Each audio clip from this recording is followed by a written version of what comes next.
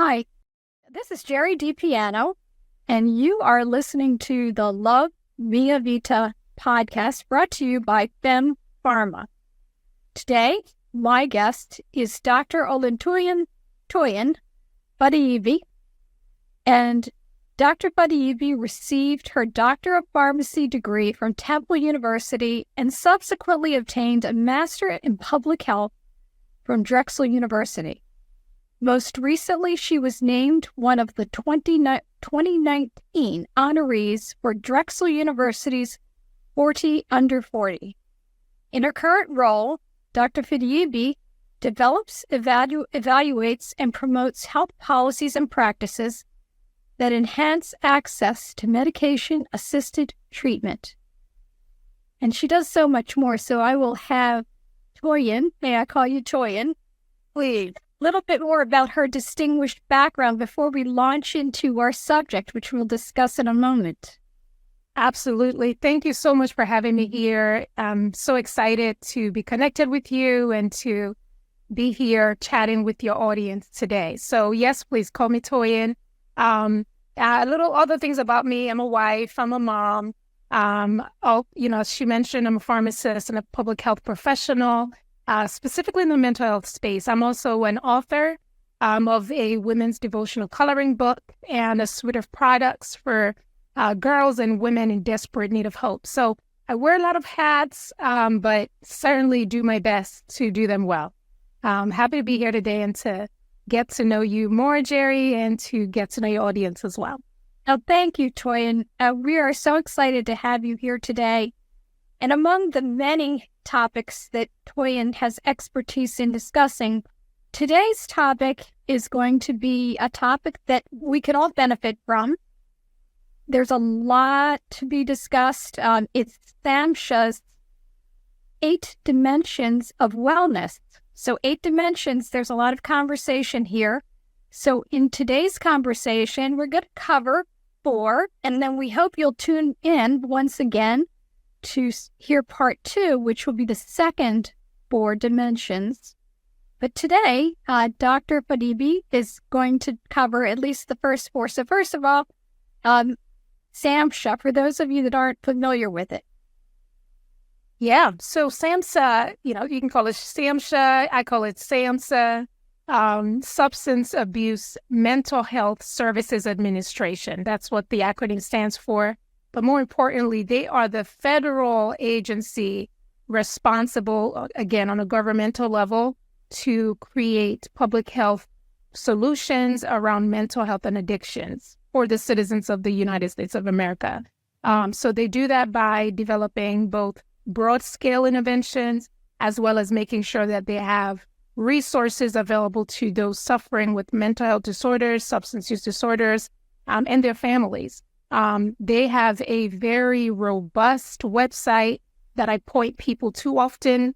It's filled with all kinds of resources for folks. So that's what SAMHSA is.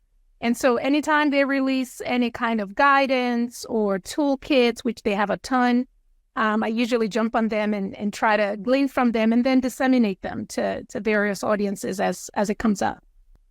So when we think about wellness, most of us tend to think about wellness in 2 dimensions, and the 2 dimensions are diet and exercise, and they are important components of wellness. But wellness encompasses so much more.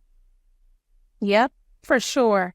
I came across a couple of really cool definitions that I think would be a good frame for the conversation today, before jumping into, listing the 8 and us talking about the 4 today. But allow me to read them because a few of them are long, and I'm gonna try to capture it as concise as I can. This is through SAMHSA, but it was reworded by author Ardell, is the name of the author of this quote. It says, wellness is a lifestyle and a personalized approach to living life in a way that allows you to become the best kind of person that your potential, your circumstances, and your fate will allow. And so I love that because it's not the linear, definition that, as you mentioned, neither is it based on a particular philosophy or way of thinking. I think at the end of the day, we have more control than we think we do when it comes to wellness. And I just love how we captured it. And it also says here in terms of balance, right? Like wellness is about finding, and again, balance is another, I don't know if we want to go on that rabbit trail for balance, but I prefer the term harmony than balance, because balance gives the thinking of it has to be equal measure, right? At every given time to be balanced, right? You got to be with your kids the same hours as you work it, which the hours in the day don't even add up that way. But I love the term harmony better, because harmony speaks to knowing, let the peace guiding the appropriate measures, and letting the seasons also help to balance how you land with your wellness practices. So that's kind of the frame, I would say, for our conversation today as we think through the 8 dimensions that SAMHSA has broken down wellness into. You know, I also love the term harmony. And I also, when you were sharing that with us, I think about authenticity. So it has to be you. It has to be you in your particular circumstances. And I believe you mentioned this. Let's face it, your particular circumstances as the mother of 2 young children is going to be very different than my circumstances as the mom of an adult woman, right? Yes. And God's son who happened to live with me in my home, and a father-in-law that's aged and needs support. So my authentic self may not be able to equally invest in all of these dimensions. Yep. And I think you hit it. So the season of life too, right? An empty nester season versus actively engaged in raising and parenting. I can lean more heavily in one direction and another. Now, it doesn't mean that I leave, because, the suggestion and the framework doesn't say, if you're getting 7 out of 8 good, you're great. Like, it is keep 8 within your focus and put the appropriate weight on each one as you navigate life and seasons, right? And so in a particular season, 1, it doesn't mean it's suffering. It just means perhaps you need a tank fill up more on those ones in this season than another season. Financial wellness, right? Just throwing an example out there. My season right now with financial wellness will be very different from your season as someone I feel like I think of retirement more than I should. However, I'm pretty sure I think of retirement more than I should. But generally speaking, someone who is like late 30s and someone who is 50s, I'm going to just make a great guess, Gerie. At your age, like, there's a different thought there. So focus on financial wellness will be different based on those ages and stages of life. So just a practical example there around knowing the appropriate measurements and weight to put on a focus as you navigate life seasons is key. Otherwise, you're carrying pressures that people might not even have for you, but we just make up these pressures for our own selves, And you said something earlier, and we talk about, when you talk about financial, we often leave that out of the equation because, let's face it, financial disparities do have an impact on our well-being and on the choices that we make for our well-being. So if you're Absolutely. You're sending your children to school, perhaps you're supporting a parent, perhaps you're the sole breadwinner. You do not perhaps have the opportunity to join a gym. You need to think about other ways to get your fitness in. You perhaps don't have time for an hour each day, but you have some time. Is that 15 minutes? Is it 20 minutes? How much time do you have for meditation? How much time? What is the luxury of time based upon your economic circumstances? So all of this does play into ages, financial well-being, and your environmental circumstances. Yeah. So I think, we're certainly going to, since we've used financial a little bit now, we'll have to make sure that's part of part 1. But before we jump in, I definitely wanted to give that list of 8. And then maybe you kind of throw which ones you want me to tackle for part 1. And then we'll go from there. So the first, and this is in no order, I'm just going in order of the circle. the dimensions. So emotional wellness, financial wellness, social wellness, spiritual wellness, occupational wellness, physical wellness, intellectual wellness, and lastly, environmental wellness, which is often like we don't even think about that as much. So I always love talking about environmental wellness as well. So those are the 8 dimensions of wellness. And together they're, kind of hub and spoke in this picture that they've painted around living, having more comprehensive well-being and living fully is within this, all of these together. So I think about, perhaps we can start with emotional, and then we can bring in the spiritual, number 2. I think we'll talk about financial because we did bring that in, and intellectual wellness. So why don't we do those 4 today? Yeah. Okay. Sounds good. One thing I'm gonna start with, I think, I'll put this question to you. I know I'm the one being interviewed, but I'm always curious to learn about folks I'm talking to. What would you say is, if you could pick the most important dimension, maybe not by any standard, just to you, what do you think is the most pivotal, foundational one for you personally? It's an easy one. It's the spiritual one. Okay. All right. So that's just my question. We can circle back to it however way you like, but I was curious and I was like, oh, let me see where you land with that. So we'll start with the emotional wellness, right? Emotional wellness, I think today, especially wellness, I would say is very much a buzzword today, for great reasons, but it's used broadly. More so, I remember even when I was in school 10 years ago, it wasn't talked about as much. Emotional wellness specifically has to do with coping effectively with life and also creating satisfying relationships, first with yourself, though. So the emotional piece for that relationship part is first with yourself. When I think of even the creator of this 8 dimensions of wellness and what they stand for, mental health and addictions in general for the country,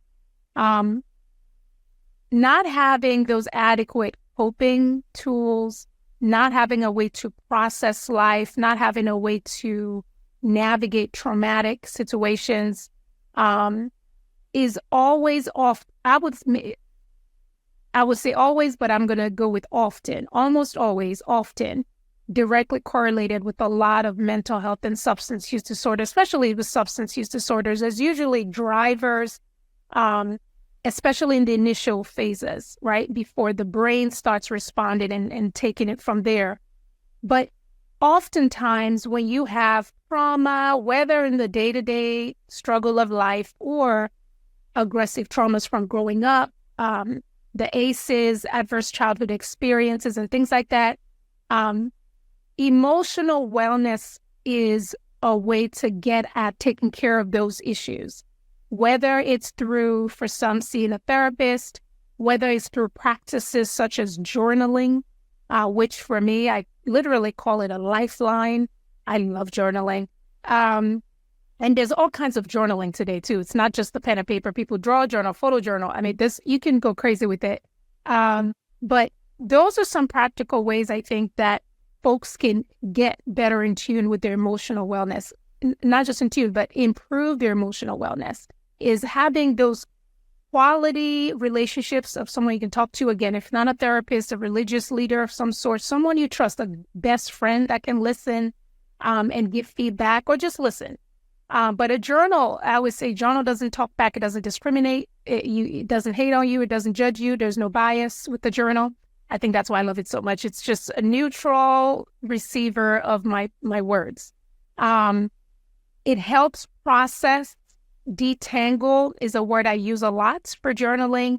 It literally detangles my thinking, detangles my confusion, emotions, if they're netted up together.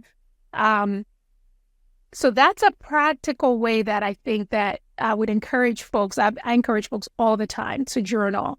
I don't know how many journaling sessions I've gone into that you go in a certain way and you come out and you just kind of feel lighter. You feel like you left at least some of the burden. It's not magic. You leave some of the burden on paper. Again, a therapist goes further than that because they can actually help you, give you tools to navigate some of the things that you struggle with, or counselor, or again, however, trust that person that can give you tools to navigate, reframing your thinking around life, because life is hard. I don't care what season you're in. I mean, I've pretty much, every now and then I hear my 9-year-old say, man, being a kid is so hard, mommy. And I'm like, this is my face when she says it. And, I try not to say, girl, you don't even know, but I think she reads it. I'm like, Tammy. So, yeah, you're right. Life is probably hard being a kid because you feel like you're limited a little bit and you can't. But every season has its own, I try to give a balanced response. But there's hard in every season of life, right? And being able to offload that in safe spaces where there's care and love and concern is priceless. Is priceless. Yeah. You mentioned a couple of points that really resonate with me. And one is, yes, this mental health issues can lead to other issues, other problems. When folks think about substance abuse, whether it's alcohol or it's drugs, oftentimes, and I will say oftentimes, there is a mental health issue that underlies this, and the inability to self-regulate, the inability to find the right coping mechanism. So there's pharmacology there, and pharmacology includes alcohol, right? It can include tobacco. So all of those, we resort to cigarettes when maybe we have anxiety. So smoking that cigarette is thought to be a release, or maybe it's something stronger than that. So we shouldn't take for granted that those individuals that are abusing substances are just bad people, because they're not. They're largely good people that may have an underlying issue. And it could be the person next door. It could be someone in your own home. So help that person to navigate through these issues, to be that support person, is really important. And it can also help you, because let's face it, when we feel that when we are helping others, it does help us to feel emotionally rewarded. Absolutely. Perhaps more so than any sort of gift that one could receive. That is a grace that one receives by helping others. Absolutely. It's what you've just talked about also taps into another form of wellness, which I'm not going to give it away now, but I'm making a note to make sure I circle back to that. But it's a part of it. Absolutely. One thing you said that I do want to take the opportunity to say, one of the things also on SAMHSA's website, they have a hotline with phone numbers for various emergencies, mental health or substance use emergencies. One that I always share because it's easy, we have a mental health 911, which is 988. And 988, you can call or text for immediate help for folks who are suicidal or have urgent mental health substance use needs. They can call or text that number. It was instituted I don't want to give the wrong date, pretty confident 2022 nationally. And so if anyone listening who is maybe in a place of crisis mentally, where they feel like, I'm past journaling, I'm past that, right? Or they just feel that more urgent need, then I would strongly suggest that they contact that number or pass it on or save it or memorize it for someone else in your life. I think also when you were talking about the substance use and mental health in general,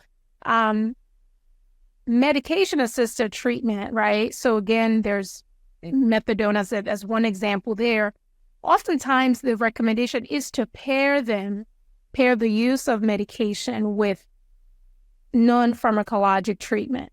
So whether it's a psychiatrist or therapist, to navigate the trauma and to navigate the drivers and to provide tools to be able to fight well and to win, really, not just to live a life of forever struggling, but to win and to be able to be a contributor to society. So just wanted to add that in there, and then we'll jump into number 2, because literally we can camp out with each for probably longer than we have.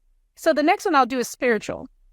And personally too, my foundational core wellness one, I would say, is spiritual, because it also helps me stay in touch with all the other ones. Because when I am properly filling my cup spiritually, the other things that are gaps are highlighted. So that's for me what makes it the secret sauce. So when I'm there, I'm like, yeah, I need to get out today. I'm just in a more attuned place, right? And so for spiritual, it expands our sense of purpose and meaning in life. And so what you had said earlier about generosity and giving back, it's a big part of spiritual wellness, is that sense of feeling like, because our purpose in life is really not onto our own and you embody this beautifully with FemmePharma for sure, because you could have stayed in a well-cushioned position and stayed there and build a bigger and bigger nest egg, but you took a big risk in every way probably possible, not just financially. And so thinking of even that, you were pursuing something larger than yourself, a life of meaning and purpose. And for me, with my faith, my life of meaning and purpose is not, I don't find it in, just from the air. I believe I was created. And so if I was created, it starts there. Who created me and why? And that's what spiritual wellness gets into. But regardless of folks, I think religion, practices, and all of that, I think settling down, and this is why emotional wellness is another, I think for me, if I would pick the top 2 that really would help you guarantee the other 6 come together, those are the 2. Because with emotional wellness also comes self-awareness. I didn't talk about that. Self-awareness and having that level of awareness to see, like, where am I? What do I need? And what do I need to go into to have those needs met in a healthy way? So the spiritual wellness, again, when you think of prayers, right? Again, regardless of your religion or creed, many religions do pray. Prayer is a place of great release, is a place of, for me, communicating with God. I also my journaling, so a lot of things connect, right? My journaling, I sometimes pray journal, if you've ever heard such a term. It's a thing. And for some, they're reading inspirational spiritual book. For me, it's the scriptures. For some, it's the Quran. For others, it's other books. But something outside, first understanding why were you created? How are you here? How did you get here? And for what purpose? And for some of us, it literally takes our whole life to fully unravel. And I think that's part of the adventure. But for different seasons as we journey on, settling into that season and recognizing for right here, right now, what's in my hands and who is in front of me and who are the people around me and how can I bring those, right? So having great, strong spiritual practices, prayers, volunteering, giving back to the community, even meditation, which also connects with emotional a little bit.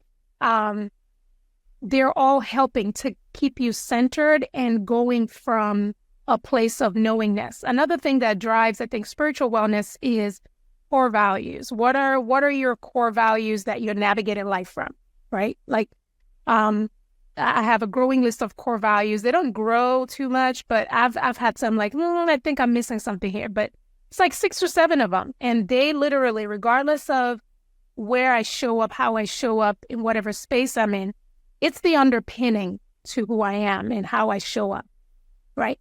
And so that's how I would describe the spiritual wellness component, at least briefly. And you said something that I want to reinforce. This is not about religiosity.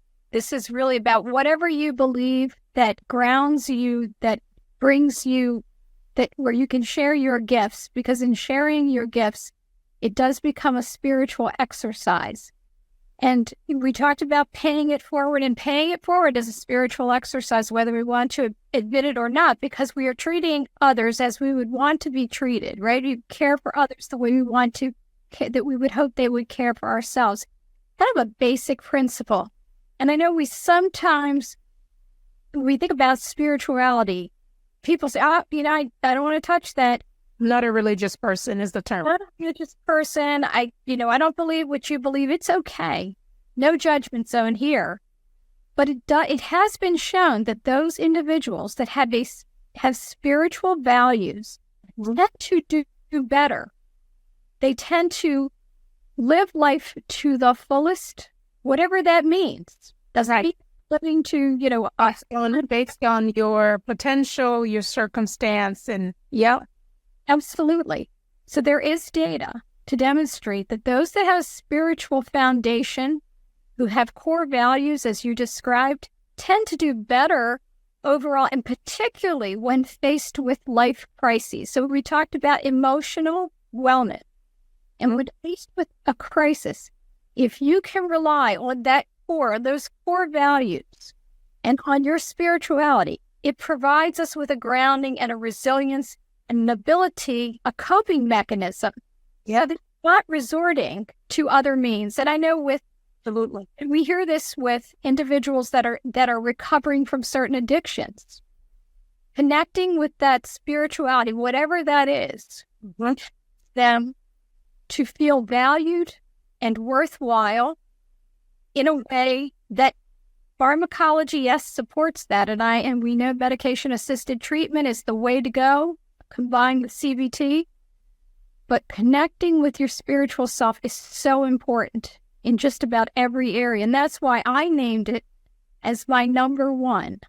Absolutely. It is my number one.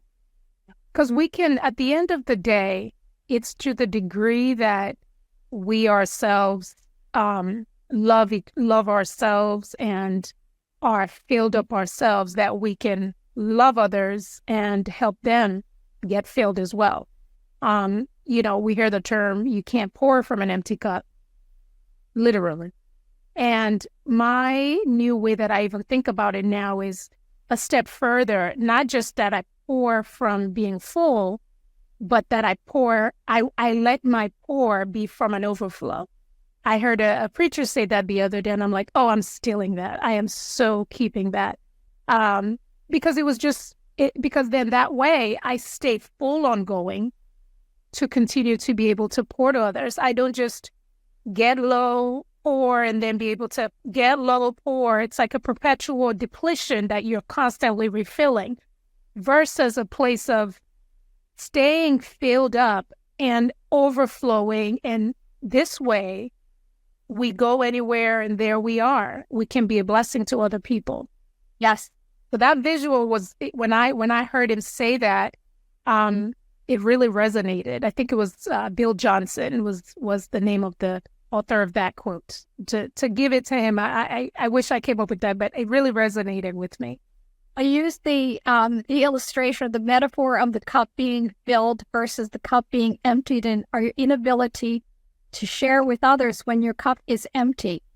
And I actually took it from an old song from the Grateful Dead, and probably any of you that have listened to my podcast have heard me recite this numerous times, but I had not heard from Pastor Bill Johnson, but it does make absolutely perfect sense to me, and anyone that's listening probably can relate. If you are spent, if you're emotionally, physically, and otherwise spent, you have no ability to share with them. Yeah. Very, very important. Yeah. And I think that theme runs through every single dimension of wellness. When you think about financially, which I think we should go to next, you can have a heart big enough to move mountains, but when it's time for the mountain to get moved, and it takes $20 and you have $2, the mountain stays in place, I'd say, right? Unless you go borrow, which is debts, which is, some debts are good, right? This is not a financial podcast, but the point is we're able to be more generous financially when we have those streams of income and opportunities to pull from here to give to this need, or a stranger or a friend or family member in desperate circumstances. That same theme of giving from an overflow, like, yes, it's helpful to, you kind of got to have the cash to give, So we can jump into financial wellness. It says it's the satisfaction, this is very short summary, with current and future financial situations. I'll teasing earlier that, I'm pretty sure I think about retirement and future situations financially more than, I could. But hey, this is me judging me. So it's all good. But when I think of financial wellness, I think of, it's easy to think of a budget, right? Having a budget, not just having it, but working a budget. I feel like I'm always working on a budget. And then a healthy savings account, which some say have, X amount of months. Again, this is not a financial podcast. Please don't take financial advice necessarily from us. But having, these are important disclaimers, having a certain amount of month savings, for example, so that if an emergency came up, I don't know, your car broke down or your kid has to have an expense come up, you have that to tap into without getting into your day-to-day expenses. And then I also think of investing. I am an avid investor in all, I have some crypto. Don't hate me, don't love me if you do. I don't know. It's a divisive issue, but I love diversity. I think I would say that one of my principles around financial wellness is diversity, diversifying the ways that you go at it, because then you're not putting all your eggs in one basket. Certainly don't put all your eggs in Bitcoin or in cryptocurrency. I wouldn't put all my money in the savings account because it's getting less as the inflation goes up. You know what I mean? And then I wouldn't put all my money in stocks either because, hey, I like to diversify. Real estate is another way that you can invest, or land, or however way. Again, just diversifying, I think adds a little peace of mind because anything can hit at any point out of our control. And we don't feel like we just lost our whole nest egg like a lot of folks did in 2008 and in other recession years. And so my encouragement around financial wellness is always look at all those different buckets that I've mentioned. So your checking is your day-to-day expenses, having a budget, but your savings account. How are you investing? Investing is not for today. Investing is not something you want to tap into if you need it in 3 months, usually. Now, you can do some short term, but usually it's long term. Your stocks, real estate. I love real estate. I love learning about it. I love learning different things about it. And I invest in it as well. So I strongly suggest finding your mix, what you're comfortable with. I do suggest too that you absolutely have people around you that know more about it than you do, so you can keep learning and have that financial education because you don't want to, you want to protect your assets. So I strongly suggest making sure that you'd get a lot of education around that. Basic education available through Uncle Google, Auntie Google, however way you address him or her. But that's really important. That gives peace of mind. It also gives the flexibility. So imagine with the spiritual wellness, we talked about generosity, right? To be generous, it's not just generosity of money. I know that. It's generosity of time, of life, of all of it. But money is certainly a good part of generosity. You want to support this foundation over here. You want to give to this cause over here. Well, it helps if you have a budget or you know how much wiggle room you have, right? And so they all connect together is another piece of this. As you've been hearing us talk already, one of my favorite things about the 8 dimensions of wellness is the interconnectedness. There's a lot of interconnectedness. And so you can pick a goal or a wellness focus and you can craft it in a way that it hits multiple wellness dimensions. That's how I do mine. Because then I kill 2 birds with, well, I don't like killing birds, but you know what I mean? You can hit multiple goals with one thing. You can hit multiple dimensions with one goal, right? So I'll leave it there for the financials. See if you have any additional insights, Gerie. So one of the things that is really important, which is what you were highlighting, is the financial literacy component. Because let's say we as women are very capable of making these financial decisions. Oftentimes, men tend to want to make these financial decisions on our behalf. Become financially literate. Women, if you're not able to have this conversation with your partner, if your partner is a male, doesn't matter whether your partner is a female or if you have no partner, you must be financially literate so that you understand what your options are.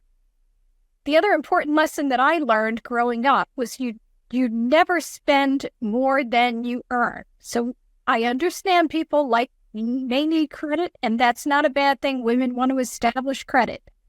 But if you are extending yourself beyond your means, we know that it can be very disastrous. So we need to be mindful of what it is that we are earning and what we are spending. So it's inflows and outflows, cash inflow, cash outflow. And if there's an imbalance, it will only continue to grow unless you are self-aware and can say, I'm going to change that habit. I'm not going to purchase one more thing on Amazon. Yeah, Amazon gets us all. Cut it off. And it's easier said than done. That's where the self-awareness piece comes into play. So you know your own situation. You understand what your wants versus needs are. And I use this a lot with daughter. Wants versus needs. Sometimes we have to delay that gratification. So we need to delay that gratification.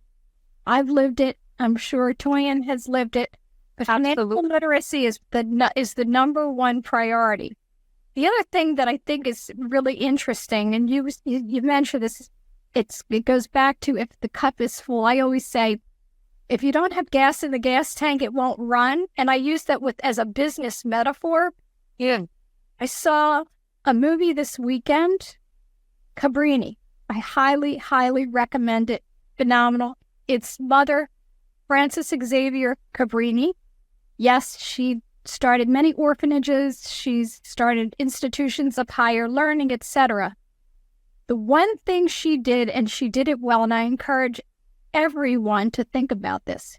She knew she needed to raise money in order to help these poor children.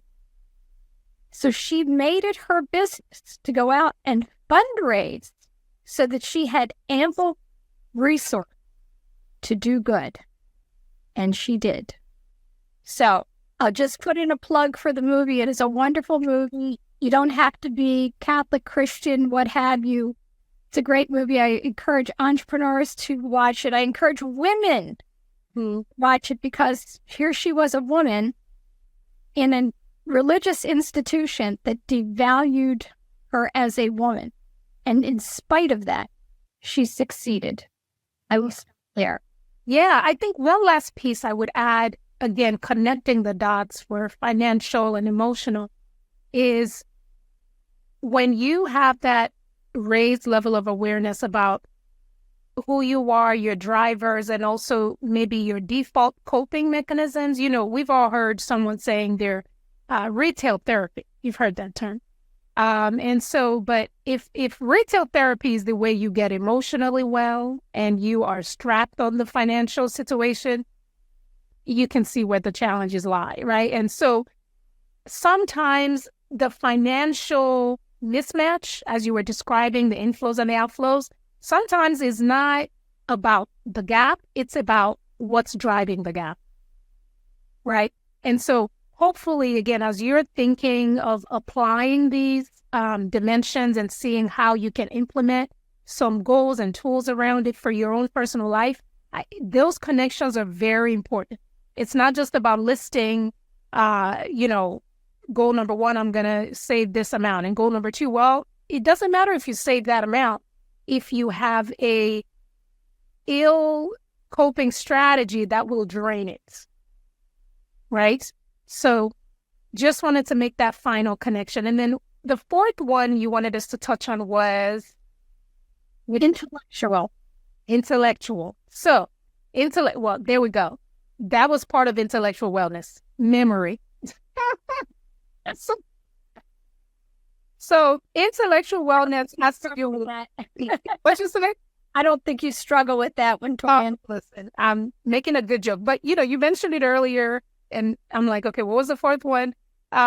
So intellectual wellness has to do with recognizing creative abilities and finding ways to expand knowledge and skills, and it also has to do with strengthening our memory and I think that's the best description right there. Creative abilities is huge, and so No two people have the same set of creative abilities. So for me, as I shared as part of my introduction, I'm also a writer.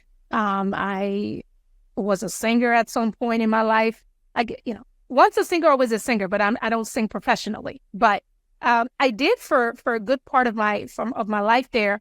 And I'm an avid reader. I love reading. And all of those things expand not just my personal abilities, but it just kind of stretches you in a way that you don't get stretched any other way. I also, a few years ago, started feeling like I wanted to learn a new creative skill. I'm like, okay, I know I do this and I know I do that, but sometimes when you get into those things, so if you're a singer and singing, sometimes you start critiquing yourself. I'm like, this is no longer fun, right? You kind of need to find new skills sometimes. So I wanted to delve into another form of creative expression, and I got into painting. But, I'm nobody's painter. However, there's a thing called painting with a twist, where there's an instructor there and they give you stroke by stroke what to do. So I think I've done it 4 or 5 times now. I have one right there. If you look behind me there, you see the lovely girl with the fro and the blue background. That was fun painting her. And I painted a bunch of other things. I don't know if you can see right there. It's pretty far away, this yellow wooding. It says adventure await. I did that on a birthday a few years ago.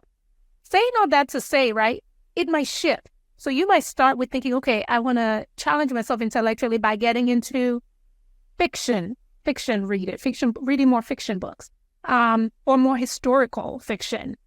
Whatever it is for you, just recognizing it's not, don't, and this applies for a bunch of the other things too.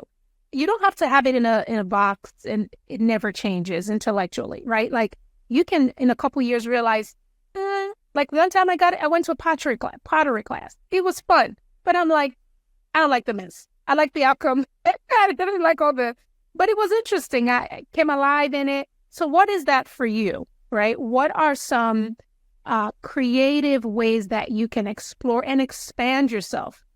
Or maybe it's saying yes the next time a colleague says, oh, let's go do this. And you're like, I'm not into that. Well, sometimes we need to get into things sometimes that we're not into to expand our intellectual capabilities. And you come out of it feeling like, sure, learned something new today. So for the painting, I haven't done it much. I kind of did it back to back to back because I was like, oh, this is exciting. And I come out looking like I'm actually a painter. I'm not, right? But now I'm like, okay, I need a new one. I'm trying to think of which one, a woodwork or whatever. So they keep you challenged. They expand your skills.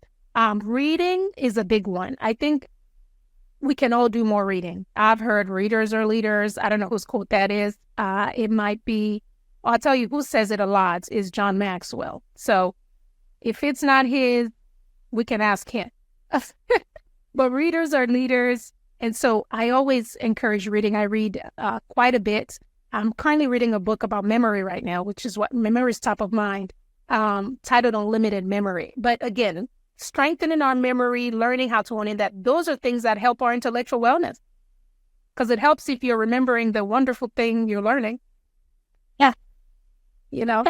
And there are lots of opportunities to learn new skills. So if reading is not your thing, you can build new neural pathways by learning a new skill, whatever that is, whether it's woodworking or it's pottery or it's painting or learning to play an instrument. If reading is your thing, you don't have to spend money ordering books on Amazon. Go to your local public library. There are an ample number of books there. Use your ways to challenge yourself. Listening to podcasts, by the way, listening to a podcast where you have individuals like Dr. Fadeyibi and others who can share knowledge with you that you otherwise could not digest, absorb. And I always say that our podcasts, and I pray this is the case, at least this is the feedback we're getting from lots of our listeners, I learned something new. That's the goal. The goal is this is a teaching moment. So we want you to consume, if you're a voracious consumer of podcasts, that is another way to learn something new. My personal passion is nonfiction. Guess what I read? I read a lot about medicine. And I always have. So I'll throw in another book that I think women might love. and it's called The XX Brain, and it's by Dr. Lisa Mosconi.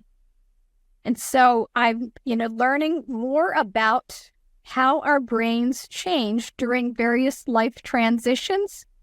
Very beneficial. Dr. Mosconi is a neuroscientist, and she also works with Maria Shriver. So they're also focused on dementia and Alzheimer's, and women are at greater risk than their male counterparts. But there are things we can do. Which is why if we think about the intellectual, continuing to invest in building those new neural pathways throughout our various life transitions can help us. And it doesn't have to be book learning. You don't have to take college courses, although if you want to, there are plenty of free courses online. Sure.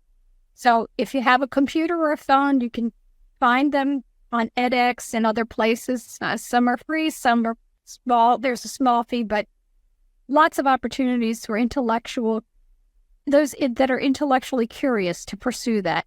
And some libraries now and community centers offer group sessions around things. I'm actually was looking into one in my area the other day, and a colleague of mine and I were like, oh, we should sign up for the same kind of group and do it. It's like they would do like 6-week things around, because one of the things I'm fascinated with, so like I said, I authored a devotional coloring book, but I'm actually not an illustrator. So I did the writing and the visioning for the illustrations, but I can't draw. So I'm like, God, it would be great to have a drawing gift. That would have been really dope. But I don't.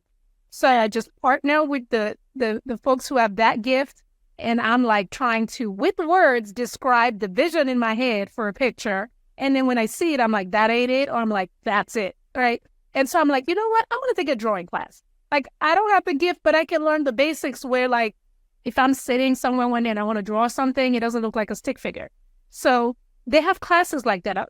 Bringing that fun example to say, like, sometimes your library and your community centers in your neighborhood are hosting those things, and they're affordable. They're cheaper than if you had a private teacher or tutor than that. So they have one for painting. They have all kinds of fun stuff there. Textile things. There can be variety too. I think that's the other piece I want to encourage for your intellectual wellness. Mix a couple of those up. You've heard us mention a couple of things. For me, I said, it was painting for a good while, and it's fun. I still do, but not as often because I got it together. I'm like, okay, that was fun.